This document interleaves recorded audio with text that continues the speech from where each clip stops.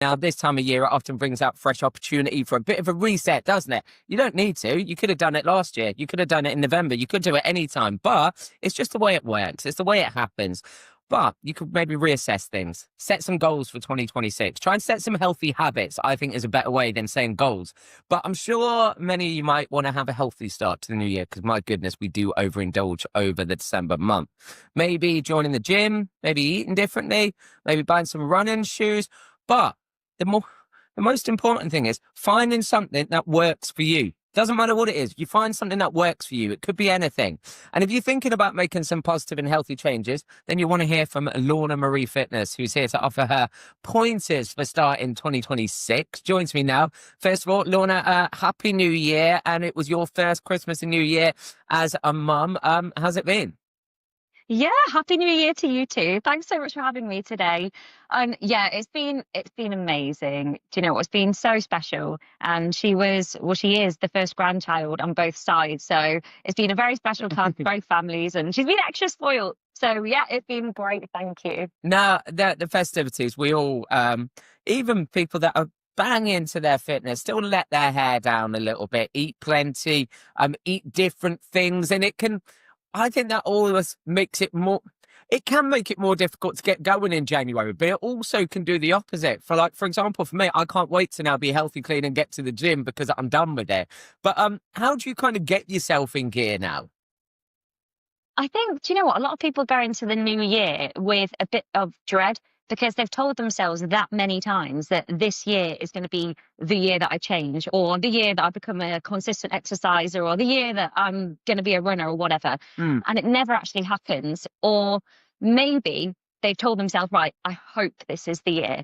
And then they don't actually fully commit to whatever that's going to be, which I personally think if you don't go 100% in, and I'm not saying obsessively in. I'm talking about small, healthy habits. Mm. If you don't commit to those small little things, it can be quite draining because there's that doubt in your mind that you don't quite trust yourself that you're going to do it.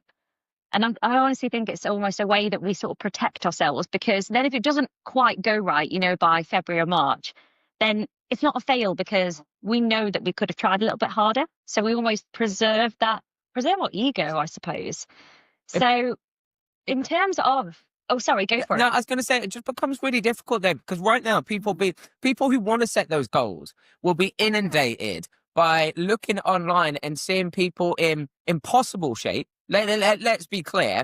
And I'll say this, a lot of the time from a bloke's perspective, where someone goes, get this shredded in 6 weeks, and you go, that's not right. Get this big, and I'm like, that's not natural. Do you know what I mean? It's people are inundated with things that just aren't real now. And that's why it's great to speak to you about people understanding realistic targets, because that's what it's about. It's about small, healthy habits and realistic targets. And if you think about that, from your perspective, how do you get going? What's it important to do now? It's really important to make those small, healthy habits ridiculously small, like way too small, to the point where you think, well, what's the point in doing it small? Because they're the things that actually stick. So I'm talking about getting up in the morning and having a glass of water because it hydrates your body and you kind of feel like you've done something good for yourself at the start of the day. Or it might be doing a 15-minute walk at lunchtime, or it might be adding an extra piece of fruit or veg in your day, or taking to work with you at lunch. And those tiny little things that you barely even notice are the things that actually stick.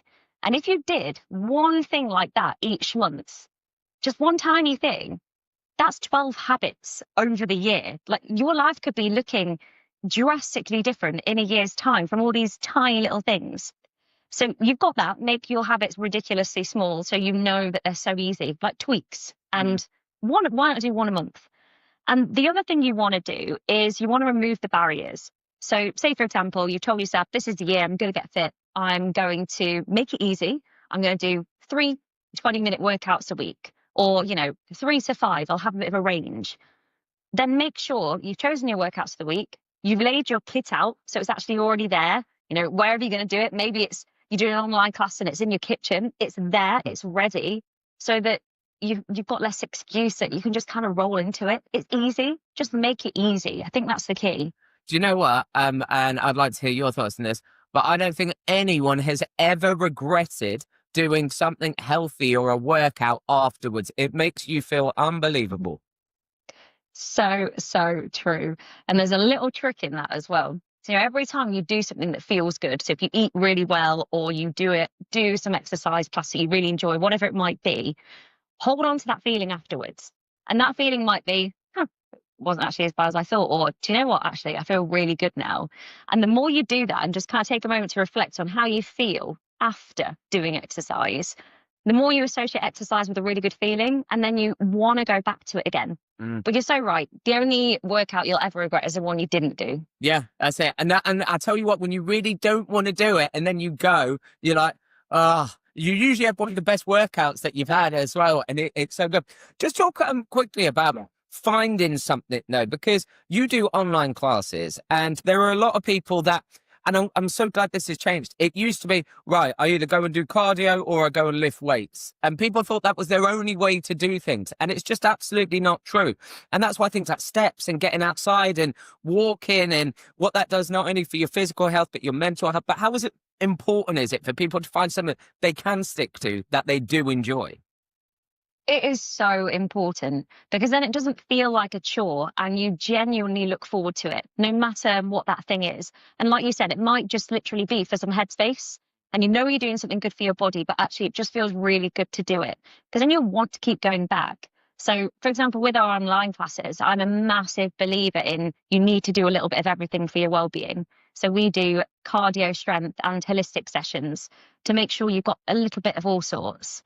And the nice thing about it is when you're in the comfort of your own home, you can try different things.